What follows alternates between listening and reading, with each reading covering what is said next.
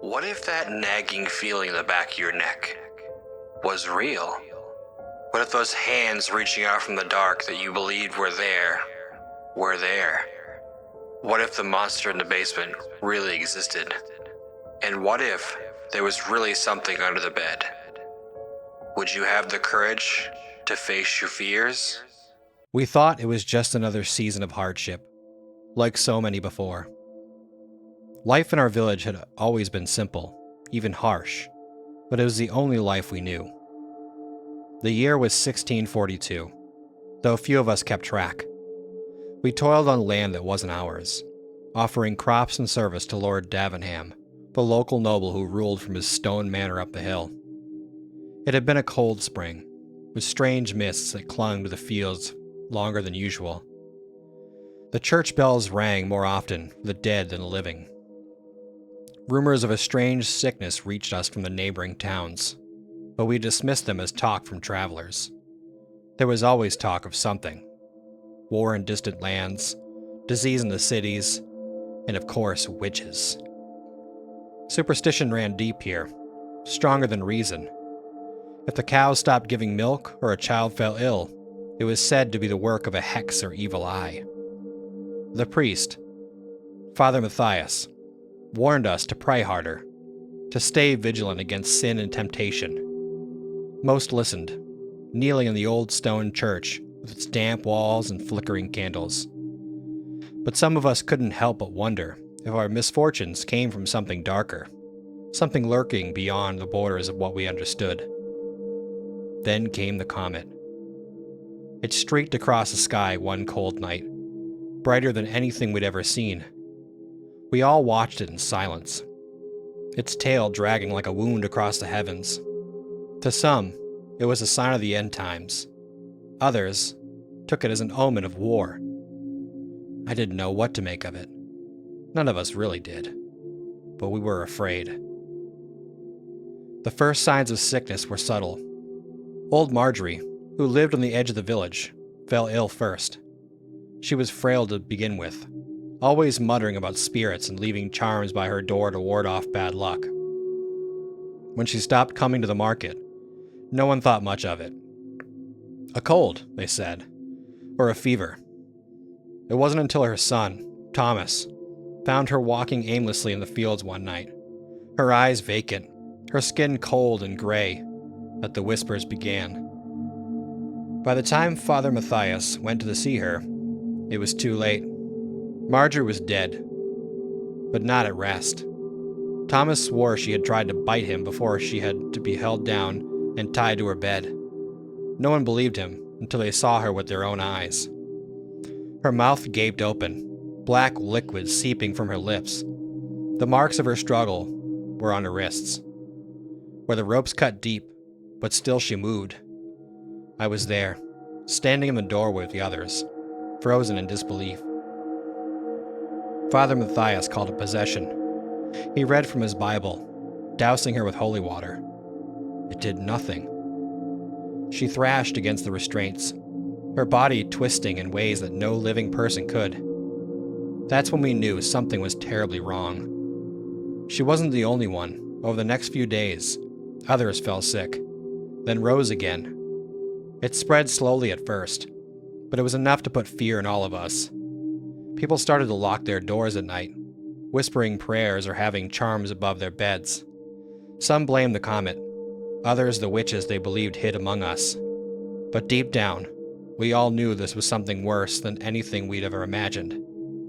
Something had come to our village, something beyond reason or faith. The dead were not staying dead, and whatever this was, it was only the beginning.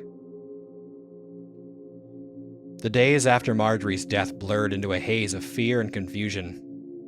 We stopped going about our usual tasks. No one tended the fields, and the market stalls stood empty. Everyone stayed in their homes, as if our wooden doors and flimsy shutters could keep the sickness at bay. Every cough, every sniffle made my heart race. We tried to convince ourselves it was just a fever, the kind that had come before. But deep down, we knew better. Thomas barricaded himself in the cottage after what happened with his mother.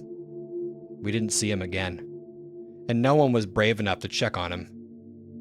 Father Matthias went to Lord Davenham to ask for help, but the nobleman dismissed it as village hysteria. "I've seen plague before," the lord said, his voice dripping with disdain. "This is no different. You peasants always think the world is ending." But this was different. We all knew it. The infection didn't behave like any sickness we'd ever seen. It didn't just kill. It transformed. Those who fell ill and died didn't stay in their graves. The first time we saw it, we thought it was some cruel trick of nature. Agnes, the blacksmith's wife, had died one evening, her body ravaged by the strange fever that had taken Marjorie. Her husband, Olwyn, dug her grave himself, weeping as he laid her to rest in the churchyard. But that night, she came back. I was there.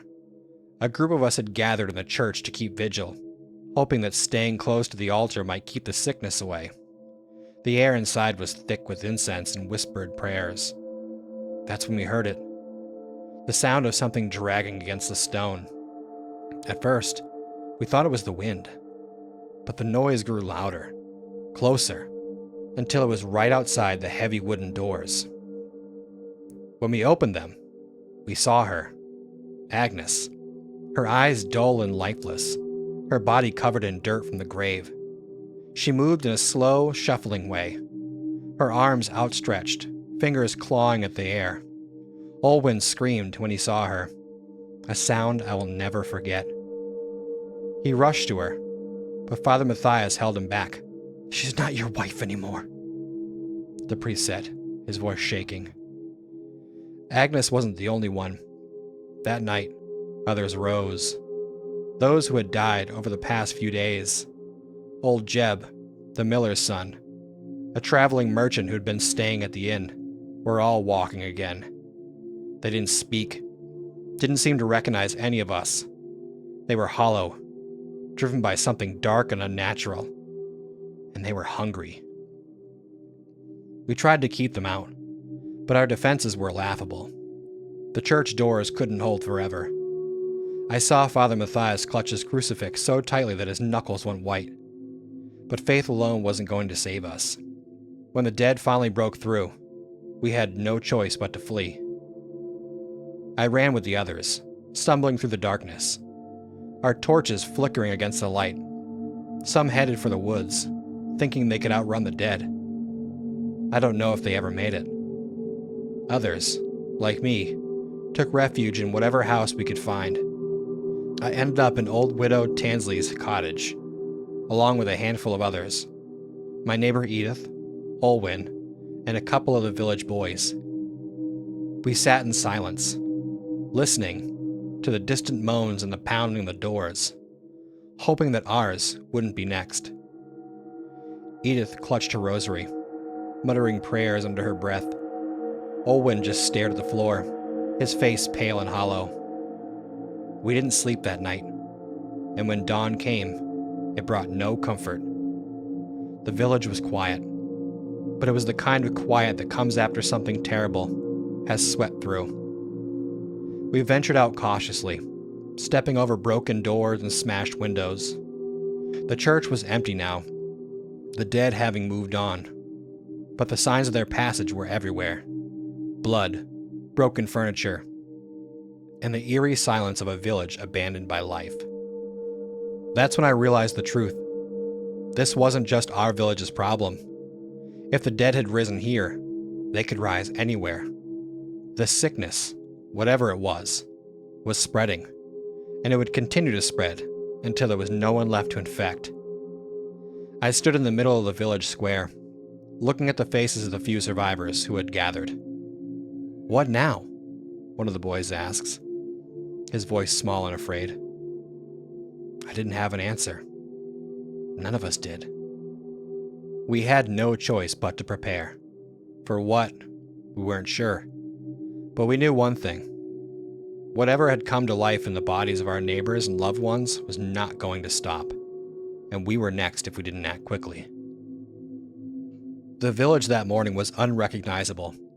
The streets, once filled with the sounds of cattle and chatter, were empty. Doors hung off their hinges, and the few remaining animals roamed free, bleating and bellowing as no one would tend them. A thick, acrid smell lingered in the air. Death, mixed with smoke from the scattered fires. It felt as if we had stepped into a nightmare. Olwen was the first to speak. "We need to bury them," he muttered, his voice flat and hollow. I didn't know whether he was talking about Agnes or the others, but his eyes had a distant look, as if the reality of the past days hadn't fully settled in. "It's what the Lord would want." Edith shook her head. "Bury them?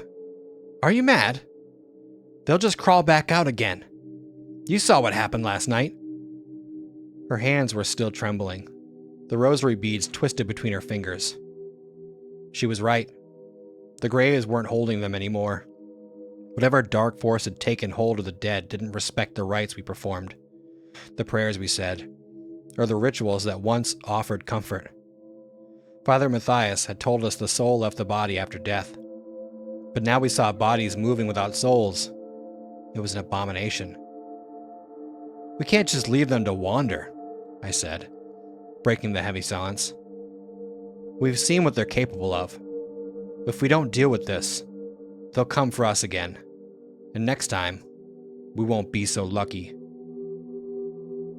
Edith and the others nodded reluctantly. Even Olwen, though lost in his grief, seemed to understand. We had to act, but the question was how. "We can burn them," one of the boys suggested, his voice uncertain. "The smoke will take them to heaven." It sounded like something his mother had told him when he was young, a comforting lie to explain the funerals we'd held in the past. I didn't know if burning the bodies would do anything, but it seemed like the only way to stop them from rising again. Fire had always been feared and respected. It was the ultimate purifier. But the thought of setting fire to the bodies of people we'd known, people we had loved, was horrifying. Still, we didn't have much choice. The day passed in a grim haze. We gathered the bodies, careful not to touch them directly, using cloths and wooden poles to move them. Some were half rotted already, their skin pulling away from the bone, faces twisted into grotesque masks of what they once were. Agnes was among them, her mouth still gaping, her fingers bent into claws. Olwen refused to look at her as he loaded her into the cart. By late afternoon, we had collected the bodies in a pile just beyond the village, near the woods where we used to gather firewood. The air was heavy, the sky overcast, as though the world itself was mourning. Father Matthias stood beside the pile, his face pale and drawn. He held his Bible in one hand, but I could see his faith was wavering. I wondered if he still believed his words would be heard by a God who seemed to have abandoned us. He said the rites anyway, his voice shaking with each line. "Ashes to ashes, dust to dust." His words were hollow, as if he didn't believe them any more than we did. We doused the bodies in oil and kindling, and set them alight. The fire caught quickly, roaring to life with an almost unnatural fervor. The smell was unbearable. Burning flesh, smoke, and something else. Something foul that made my stomach churn. We stood in a circle around the pyre, watching in silence as the flames consumed the dead. There were no tears left to cry, just a bone-deep weariness. As the bodies turned to ash, I couldn't help but wonder if this was truly the end for them. The flames felt final, but nothing in this cursed place seemed certain anymore. That night, the village was quieter than it had been in days. The dead were gone, at least for now, and those of us who remained huddled in whatever shelter we could find. Some gathered in the church, seeking the comfort of walls that felt safe, while others, myself included, returned to our homes, too exhausted to care if the doors would hold another night. I sat in my small cottage, the door barred with whatever I could find. My hands were raw from the day's work, but sleep wouldn't come. The shadows outside felt alive, and every creak in the walls sent a chill down my spine. We had made it through another day, but I knew it was far from over. The sickness wasn't gone. It was out there, waiting, spreading. And as long as it was, none of us were safe. The next morning, Father Matthias called for a meeting. The survivors, what few of us were there, gathered in the church.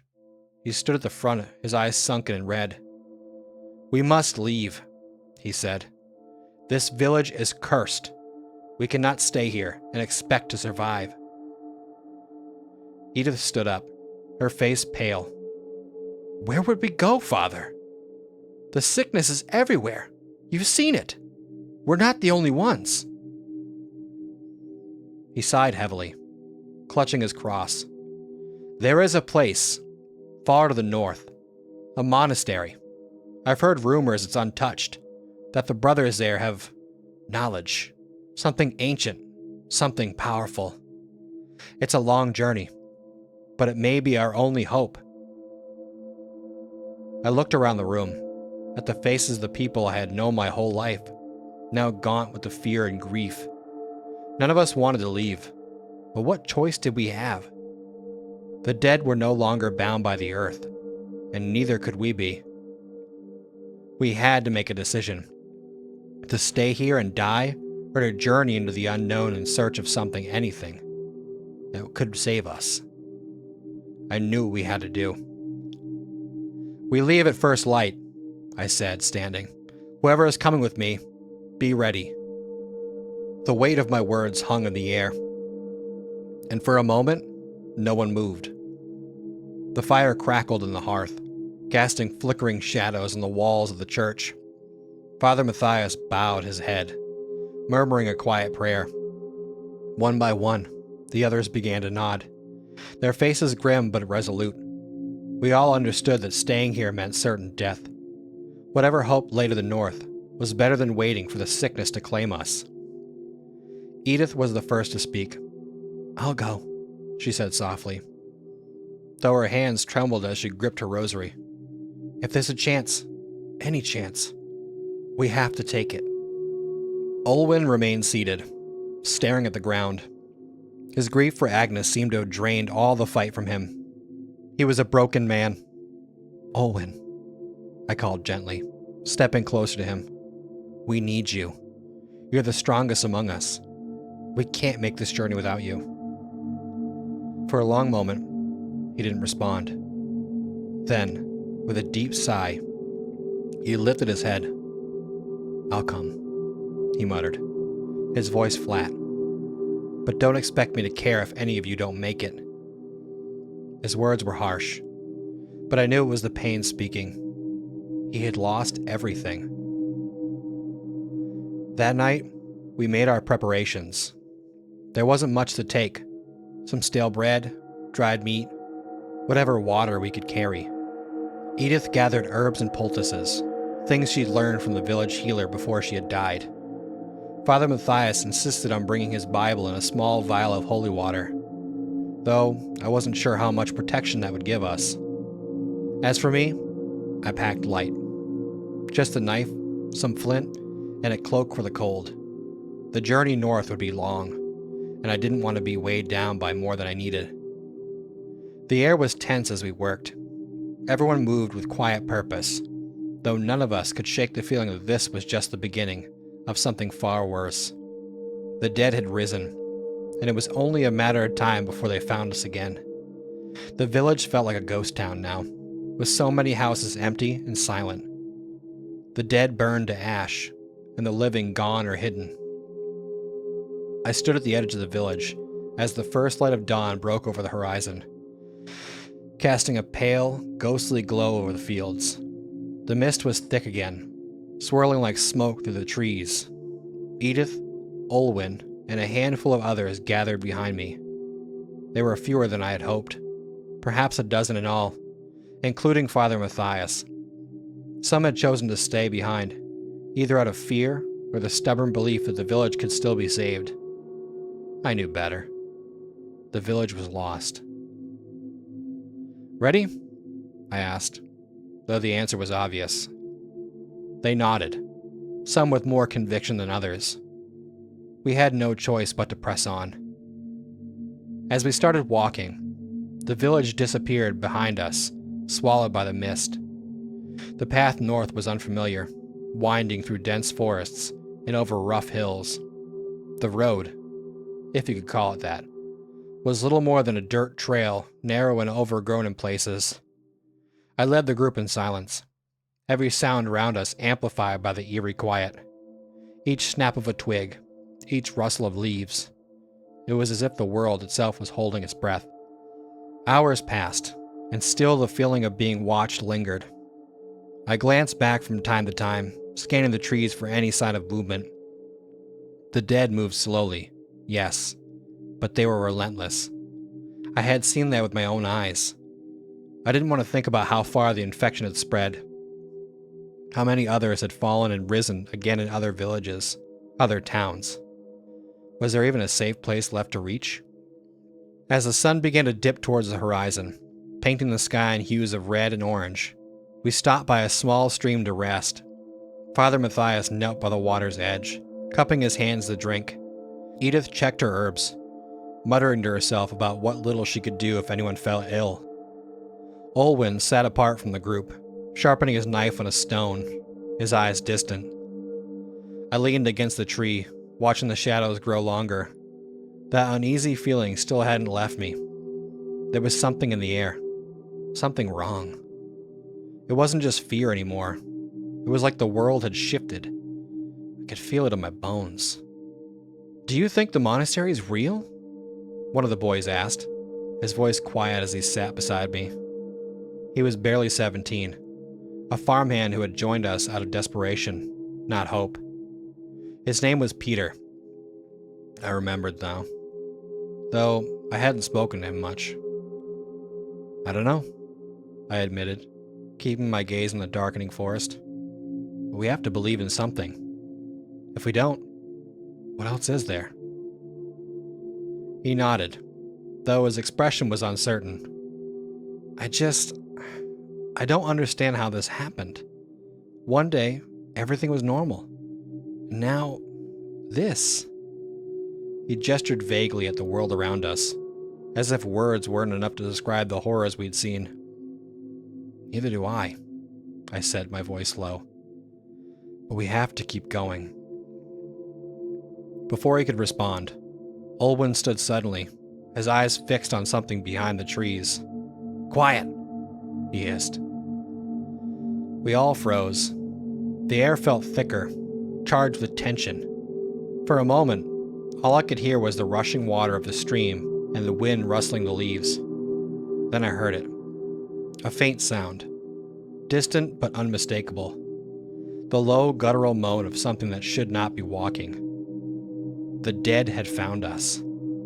"Move!" I shouted, grabbing my pack and slinging it over my shoulder. "Now!" Panic surged through the group as we scrambled to our feet, but we had no time to organize. The sound of the dead grew closer, the unmistakable shuffle of their footsteps blending with their low, hungry growls. We plunged into the trees, hoping the thick forest would slow them down. Branches snapped underfoot, the underbrush tearing at our legs as we ran. Behind me, I could hear Peter panting, his breath ragged with fear. I couldn't afford to look back. I knew that if I did, I would see them. Gray, rotting figures, relentless in their pursuit. We ran until our legs burned and our lungs ached, the forest growing darker with each passing moment. But no matter how fast we moved, the sound of the dead was always just behind us, and I knew, deep in my gut, that we couldn't keep running forever. The forest closed in around us, branches clawing at our clothes as we ran through the thickening darkness. I could hear the others stumbling behind me, gasping for breath. But none of us dared to stop. Every few moments, that terrible, wet moan of the dead seemed closer, as if the forest itself were filled with their creeping forms. We had no plan. Just run. That was all we could do. But I knew it wouldn't be enough. They would catch us eventually. Peter, who had been running just behind me, suddenly cried out. I turned to see him sprawled on the ground, his foot tangled in a twisted root. He struggled to free himself, but the panic in his eyes told me everything. He was trapped.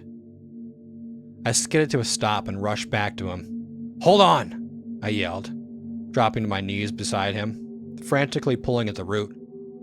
Edith was there in an instant, trying to help. But Peter's leg was stuck deep.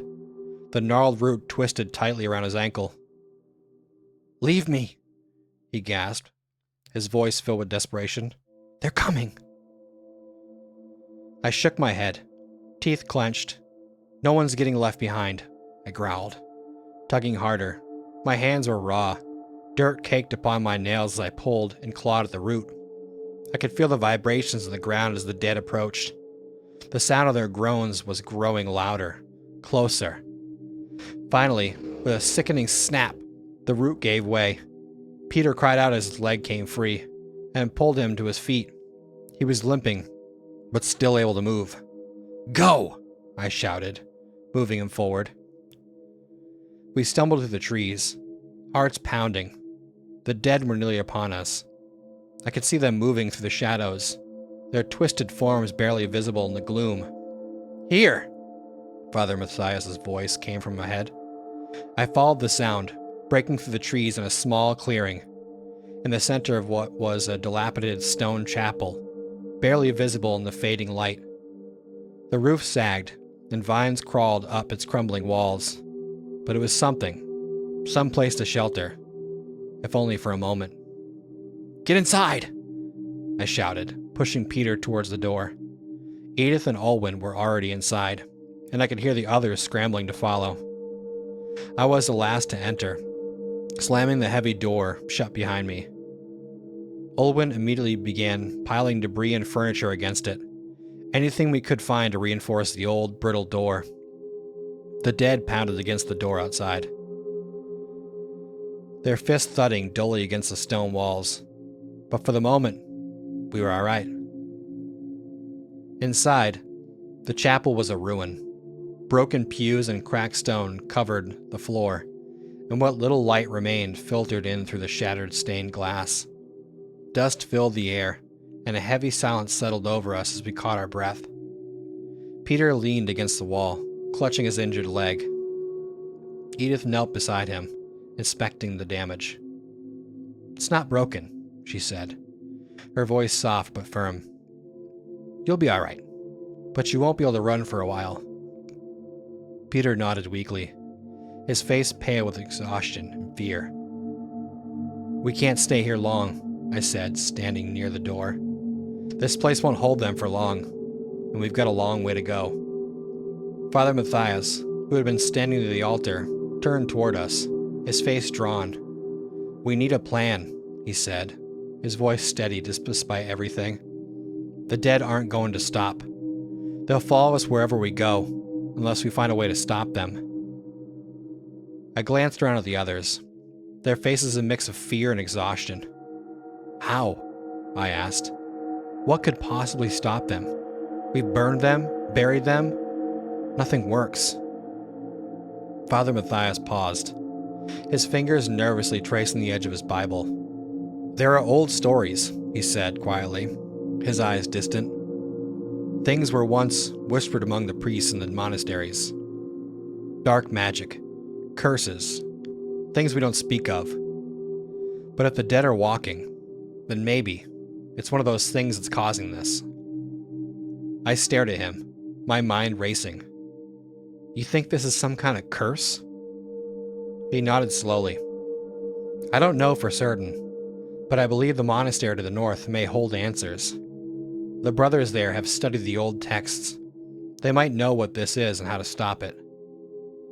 The others exchanged uneasy glances, but I could see the flicker of hope in their eyes. We had nothing else to cling to. "Then we go north," I said firmly. "At first light, we keep moving. If there's even a chance they know how to stop this, we have to try." The others nodded, though fear still hung in the air. We were alive. For now. But the dead were relentless, and every hour we stayed here, they grew closer. The pounding against the chapel walls hadn't stopped, though. It had quieted. They were waiting for us to make a mistake. I sat down against the cold stone wall, exhaustion finally catching up with me. My body ached, my thoughts spun everything we had seen and done. But I couldn't let myself rest long. The dead didn't tire, and they didn't wait. Tomorrow we would continue north. We had no choice but to keep moving. No choice but to search for whatever hope the monastery held. For now, we waited, surrounded by shadows, praying that the dawn would bring us something other than death. We huddled together in the cold, damp chapel as night pressed in. The dead were still outside, their groans faint but ever present. Sleep was impossible, but we tried to rest. Edith sat beside Peter, wrapping his injured leg with some cloth we had managed to scavenge. His face was pale and drawn, though he was silent, biting back the pain. Olwen sat by the door, his knife glinting in the low light as he sharpened it over and over, the rasp of metal and stone the only sound besides the occasional distant thud from outside. Father Matthias hadn't moved from the altar. He was deep in thought, or maybe prayer. I wasn't sure anymore. The faith that had once seemed so steady in him had been shaken. I could see it in his eyes, the way his hands trembled when he reached for his Bible. His words about dark magic and curses still echoed in my mind. This world had always been filled with superstition, but this was different. The dead rising from their graves, attacking the living, was no mere tale to frighten children. I stood and walked over to the small, shattered window. The night outside was pitch black, save for the pale silver of the moon. The forest beyond the clearing was still. I strained my ears, listening for any sign of movement, but there was nothing except for the occasional moan from the dead. "What do you think we'll find at the monastery?" Edith's voice broke the silence. She was still tending to Peter, but her eyes were on me now, questioning. "Do you really believe they'll know what's causing this?" I didn't have an answer. I stared at the crumbling stone walls, feeling the weight of our situation pressing down on me. "I don't know," I said honestly. "But Father Matthias seems to think they might. And if there's even a chance, they do. We can't afford not to try." Edith nodded, though I could see the doubt in her eyes. The stories. The old ones about curses and dark magic. I never thought they were real. She glanced toward Father Matthias, who remained lost in his silent contemplation. "I always thought the church would protect us from anything like this." "So did I admitted. "But if this plague is truly unnatural, then maybe it's something we've never faced before. Something beyond the church's teachings." Olwen let out a sharp laugh, bitter and humorless. "The church can't save us. It hasn't so far." He didn't look up from his knife as he spoke. "Faith is all well and good when you're safe in your home, but it doesn't stop the dead from clawing their way back from the grave." I couldn't argue with him. Faith hadn't stopped the sickness from spreading, or the dead from rising. And yet, what else did we have? We were clinging on to the hope that somewhere, someone knew how to end this nightmare. That there was a cure, or a spell, or something that could put the dead back in their graves for good. "We're going to leave first thing in the morning," I said, trying to sound more confident than I felt. "Rest while you can." The hours dragged on, each minute slower than the last. I dozed off a few times, my body too exhausted to fight the sleep that crept in, but every sound outside jolted me awake. The groaning of the dead had quieted, but I knew they were still out there, waiting.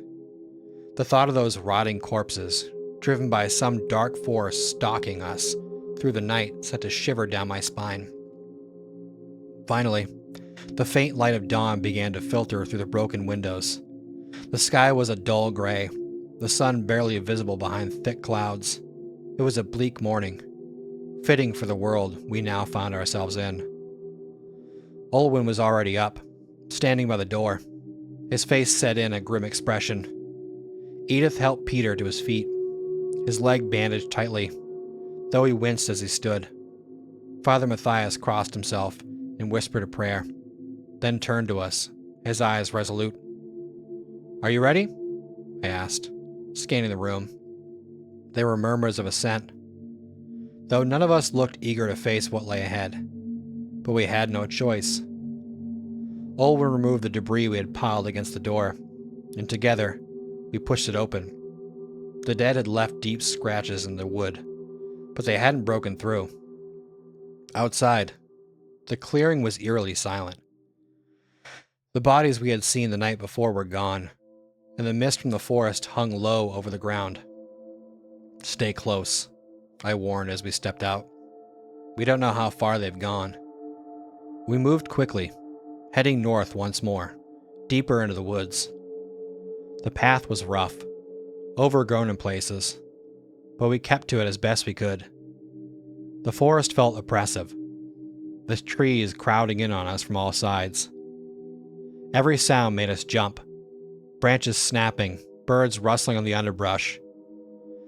But there were no signs of the dead. We walked for hours, the sun never fully breaking through the heavy clouds. Edith kept close to Peter, helping him along when his limp slowed him down. Father Matthias led the way, his expression grim but determined. Olwen, as usual, said little, though his eyes were constantly scanning the trees for movement. It wasn't until midday that we saw it. The monastery. At first, it was just a shape on the horizon, a dark silhouette against the gray sky. But as we drew closer, it became clearer. The monastery was perched on a low hill, its stone walls looming tall and imposing. The windows were small and dark, and the building had an ancient, weathered look, as though it had stood there for centuries, untouched by the world outside. We stopped at the base of the hill, staring up at the monastery. The silence was overwhelming. "Do you think anyone's still in there?" Edith whispered, her voice barely audible. Father Matthias stepped forward, his expression unreadable. "We'll soon find out," he said. We climbed the hill in silence, our eyes on the heavy wooden doors of the monastery. The closer we got, the more I felt the weight of something unnatural. The air itself seemed heavier, thick with something I couldn't name. When we reached the door, Father Matthias raised his hand to knock. The sound echoed through the courtyard, loud and hollow. For a long moment, there was nothing. Then, slowly, the door creaked open. A man stood in the doorway, his face gaunt and shadowed. He wore the robes of a monk, but his eyes were sunken, and his skin was pale. He looked at us with a strange intensity, as though he had been waiting for us. "Come inside," he said, his voice low and rough. "You're not safe out there." We hesitated, but Father Matthias stepped forward, nodding to the man. "Thank you," he said quietly. We followed him into the darkness of the monastery, unsure if we had found salvation or something far worse. The heavy door groaned as it closed behind us, sealing out the gray light of the day. Inside the monastery, it was dim, the only light coming from a few flickering candles set into alcoves along the walls. The air was cool, thick with the scent of dust and something faintly metallic, like old blood. The monk led us through a narrow corridor without a word. His footsteps echoed unnervingly in the quiet, and none of us dared to speak. Father Matthias walked beside the monk, his eyes darting around as if he was searching for something. I could see the tension in his shoulders, the uncertainty. This place didn't feel right. It was too quiet, too empty, as if the stone walls themselves were holding their breath. The monastery was supposed to be a refuge, a place of knowledge and safety, but all I felt here was unease. We passed through a series of archways until we reached a small, circular room. There was a fire burning in the hearth, casting long shadows on the stone floor. A table stood in the center, cluttered with books, scrolls, and strange twisted objects I didn't recognize. Bones, dried herbs, bits of metal shaped into runes. The monk gestured for us to sit, his eyes lingering on each of us for a moment before he turned his attention to Father Matthias. "You've come a long way," the monk said, his voice low and rasping. "Seeking answers, I assume." Father Matthias nodded. "We've seen things. Terrible things. The dead are rising. Whole villages have been destroyed. We were told your order might know something of this. Some way to stop it." The monk's face remained impassive, but his eyes flickered with something I couldn't quite place. "Yes," he murmured. "We have knowledge of such things. Old knowledge, forbidden to most." Edith shifted uncomfortably, glancing at the strange objects on the table. I felt it too. A creeping sense of dread, like we had walked into something far darker than we had imagined. "What is it?" I asked, my voice harsher than I intended. "What's causing this? Is it a curse? Some kind of plague?" The monk didn't answer immediately. Instead, he reached for one of the scrolls on the table, unraveling it with careful, deliberate movements. The parchment was old, its edges frayed, and the writing on it was in a language I didn't recognize. Angular, sharp, as though the words themselves were meant to cut. "It is neither curse nor plague," the monk said slowly, his eyes scanning the ancient script. "It is older than that. Older than this world, even. What you are witnessing is the consequence of an ancient mistake. A door opened that should have remained closed." Father Matthias stiffened. "A door?" he repeated, his voice tense. "What do you mean?" The monk set the scroll aside and met Father Matthias' gaze. "Long ago, before this monastery was built, before the church was even founded, there were those who sought to commune with forces beyond our understanding. They believed they could harness power from the other side, power to control life and death. But they were wrong. What they unleashed was something far worse. The dead that walk now are merely a symptom of what has been awakened." The weight of his words hung in the air, oppressive and cold. None of us spoke. I could see the fear in Edith's eyes, the confusion in Olwen's scowl. Peter, pale and still trembling from our escape, stared at the floor, unwilling or unable to comprehend what we were hearing. Father Matthias broke the silence. "Is there a way to stop it?" The monk's expression darkened. "Perhaps," he said, his voice barely above a whisper. "But it will not be easy. The source of this evil is deep within the land, buried beneath layers of time and secrecy. There are rituals that might undo what was done. But they are dangerous, and not all who attempt them survive." "What choice do we have?" I asked, my voice steadier than I felt. "If we don't try, the dead will overrun everything. Everyone will die. Or worse." The monk nodded slowly, his hollow eyes locking onto mine. "You're right. If you do nothing, the dead will consume all life. But know this, the path ahead will not just test your body, it will test your soul. You will be forced to confront things you cannot yet imagine. The dead are only the beginning." I swallowed hard, a chill running down my spine. "Tell us what we need to do." The monk turned back to the table, sifting through the piles of books and scrolls until he found a small, tattered book bound in leather. He opened it carefully, thumbing through the brittle pages before stopping on one in particular. "There is a place," he said, "north of here, deep in the mountains. It is known only as Black Hollow. There you will find an altar, an ancient relic from the time before. The ritual must be performed there. But be warned, the hollow is a cursed place. The dead are drawn to it, and and other things lurk in its depths. Father Matthias took a deep breath, his face pale but resolute. And the ritual? What does it involve? The monk looked at each of us in turn, his gaze lingering on Father Matthias. It requires a sacrifice, he said slowly.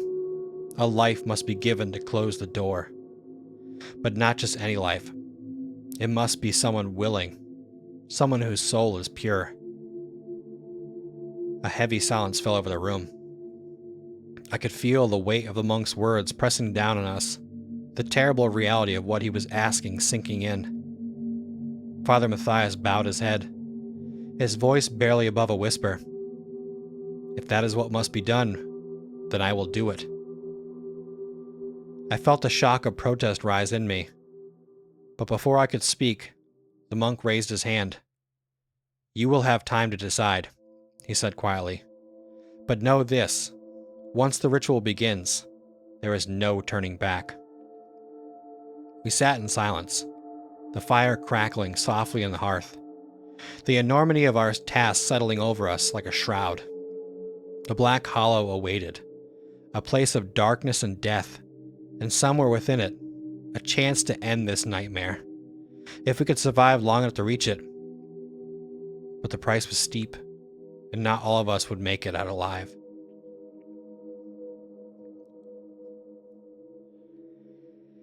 The weight of the monk's words hung in the air long after he had finished speaking.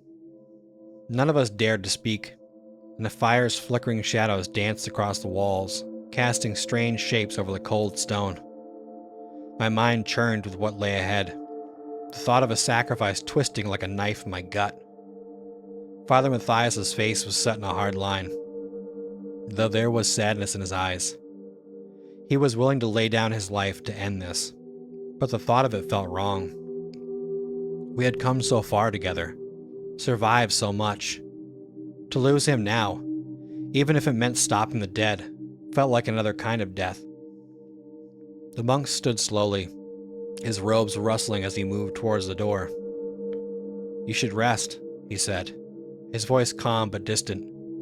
There is little light left, and the hollow is not a journey to make in the dark. You may leave at first light. Thank you, Father Matthias replied, his voice hoarse with exhaustion and something heavier. He gave a slight bow of gratitude, though I could see the conflict gnawing at him. The monk inclined his head and turned, disappearing into the shadowed hall. We were left alone with the crackling of the fire and the oppressive weight of our thoughts. We can't do this, Edith said suddenly, her voice trembling. We can't let Father Matthias... Her words trailed off, but the meaning was clear. She couldn't bring herself to say it, and neither could I. The thought of sacrificing him to some dark ritual was unbearable. Father Matthias sat heavily on a wooden bench, resting his head in his hands. There is no other way, he said softly. This isn't just about us. It's about everyone, every village, every soul still living. If this is the price, then I must pay it. There has to be another way, I said, my voice rising, frustration creeping into my words. We can't just walk into that place and give you up like a lamb to the slaughter. You're the one who's kept us going. We need you. He looked up at me, a tired smile on his lips. And you'll have to keep going without me. That's how it must be. Olwyn, who had been standing quietly by the door, finally spoke. This is madness, his voice a low growl. I don't like it. What if this monk's just leading us into some kind of trap? What if there's no ritual? No way to stop any of this, and we're walking right into death?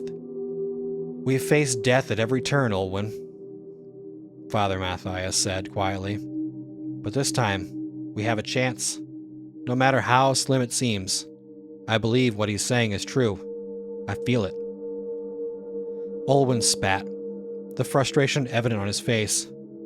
Belief won't save us from whatever's waiting in that hollow. A silence fell between us, heavy with doubt and fear. Edith looked down, her hands trembling slightly. Peter, still pale and weak, leaned against the wall, saying nothing. He hadn't spoken much since we had arrived, the horror of our journey seemingly taking its toll. "We can't argue about it all night," I said, trying to shake the sense of helplessness gnawing at my inside. "But right now, we need to rest. We've been running for days, and if we're going to survive that cursed place, we need to be ready." I could see the weariness in everyone's faces. Olwen muttered something under his breath, but nodded, while Edith helped Peter settle into one of the cots by the fire. Father Matthias remained seated, lost in thought. I found a corner by the hearth, the heat barely warming my chilled skin, and tried to shut out the thoughts racing through my head. The Black Hollow, the ritual, the sacrifice. It all felt like a bad dream, one I desperately wanted to wake up from. But I knew there was no waking from this. Sleep came fitfully, broken by the strange sounds of the monastery, the occasional rustle in the halls, or the flickering of the dying fire. I could hear Father Matthias murmuring prayers under his breath, his faith still strong despite everything. At some point, I must have drifted into a deeper sleep, because I awoke to the faint light of dawn filtering through the high windows. The others were already awake, silently gathering what little supplies we had left. Edith's eyes were red, as if she had been crying through the night, but she moved with determination. Olwen was sharpening his knife, his face hard and unreadable, which Peter sat quietly, his legs still injured but manageable for the day ahead. Father Matthias was by the door, his eyes locked on the horizon, beyond the monastery's walls. He seemed at peace, despite what we were about to face. "Are we ready?" he asked, turning to us. His voice was calm, as if he was already accepting his fate. "As ready as we're ever going to be," I muttered, slinging the rest of our supplies over my shoulder. The monk appeared from the shadows once more, his face gaunt as ever, his movements slow and deliberate. "The hollow is north," he said quietly. "Follow the river until you reach the cliffs. From there, the path is marked. But remember, what you face inside is not just the dead." "What do you mean?"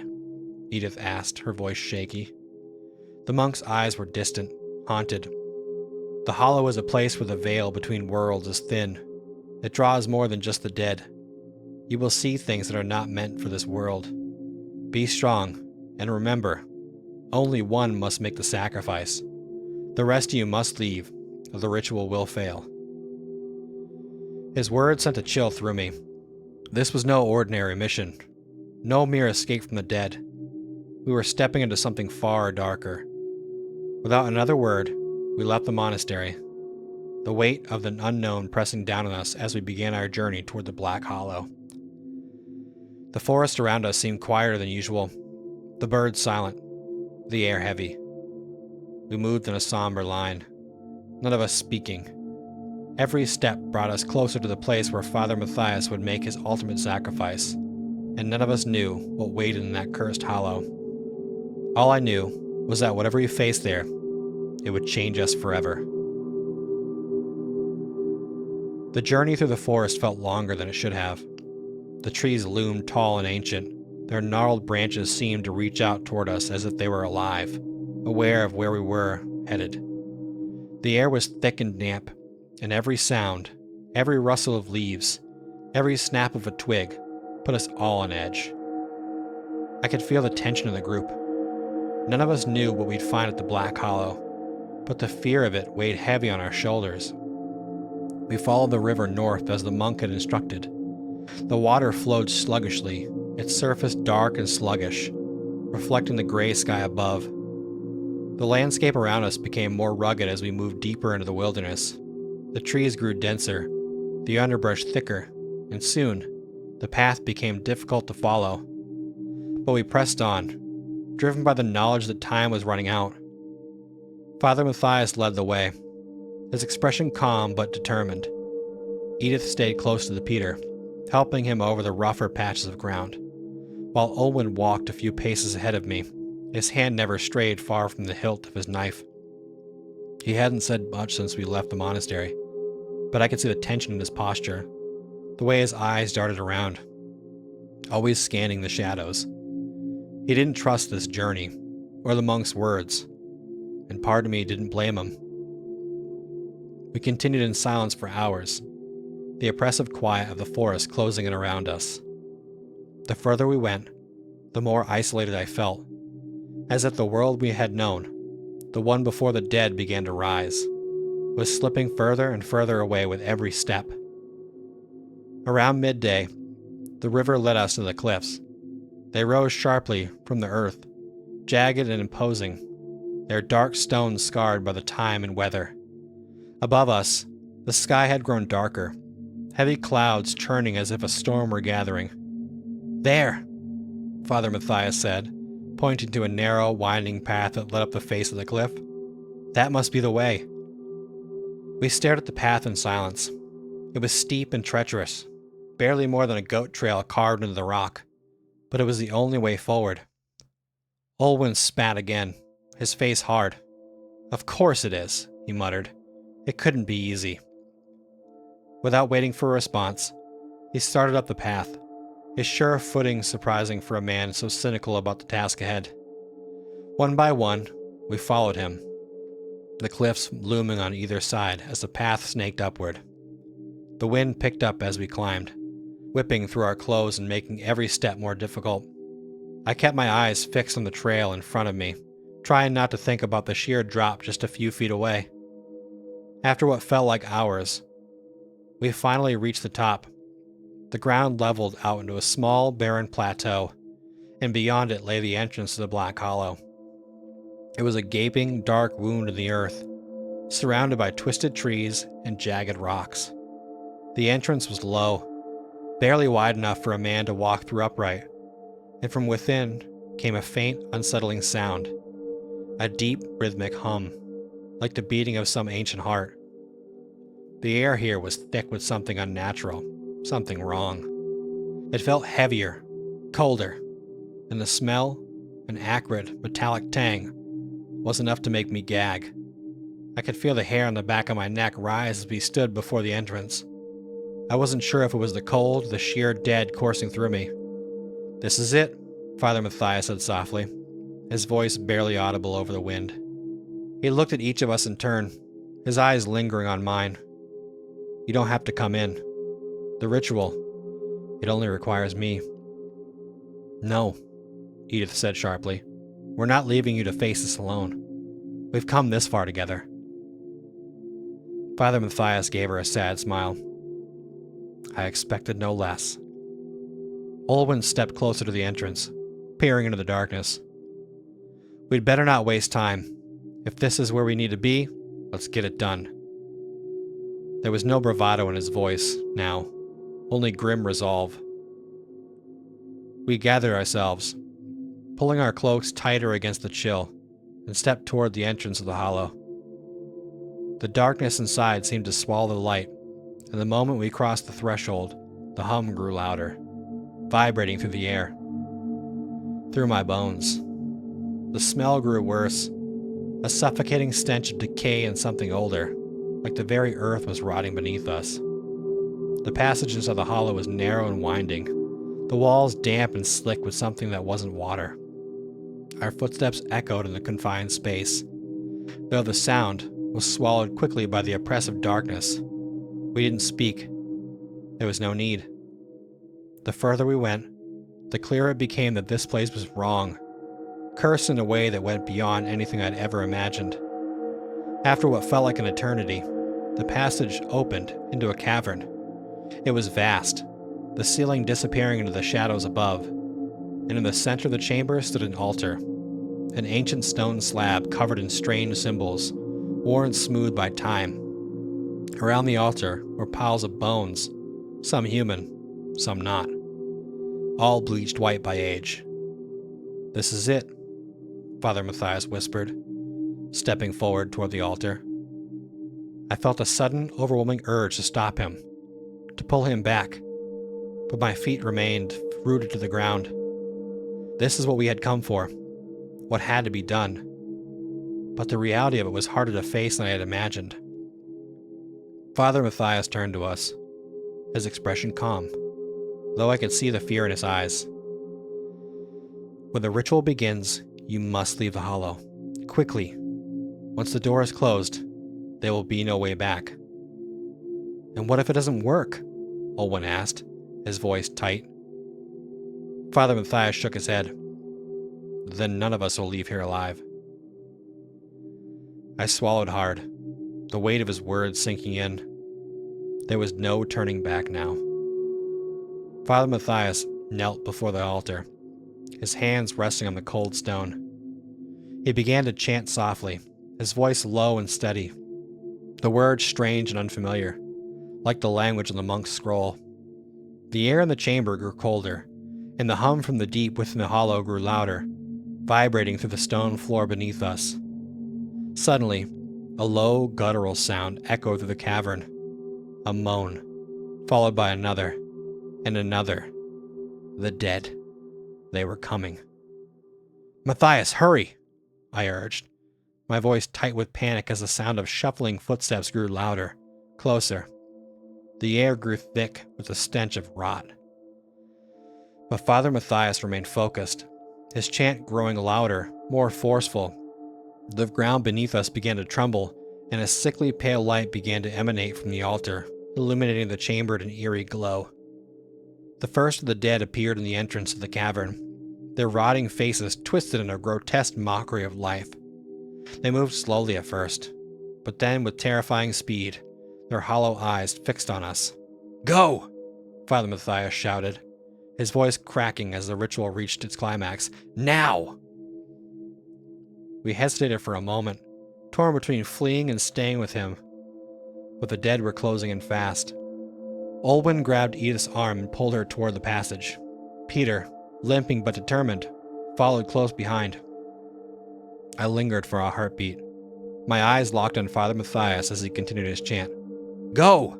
He shouted again, his voice desperate. I turned and ran, the sound of the dead closing in behind us as we fled the cavern. The passage was narrower than I remembered, and the darkness seemed to press in on all sides. My heart pounded in my chest as I sprinted towards the exit, the sound of the dead's moans growing louder with every step. We burst into the hollow, into the cold open air, gasping for breath. The wind howled around us, and for a moment, everything was still, until the ground shook violently, and a deafening crack echoed from the deep within the hollow. We turned just in time to see the entrance collapse in on itself, the stone crumbling as if it had never been there at all. The dead were gone. The hollow was sealed. But Father Matthias had not come out. We stood in silence, staring at the ruins of the hollow, the realization of what had just happened sinking in. He had done it. He had saved us. Saved everyone. But at a terrible cost. Edith fell to her knees, her sobs lost in the wind. Olwen stood still, his face hard, but his eyes filled with pain as I had never seen before. Peter, pale and weak, leaned against a tree, his expression blank. I stared at the place where the hollow had been, the weight of our loss pressing down on me. Father Matthias was gone, but the dead were no longer rising. It was over, but the emptiness remained. I hope you enjoyed that story. Come back next week for some more scary stories. And as always, remember to face your fears.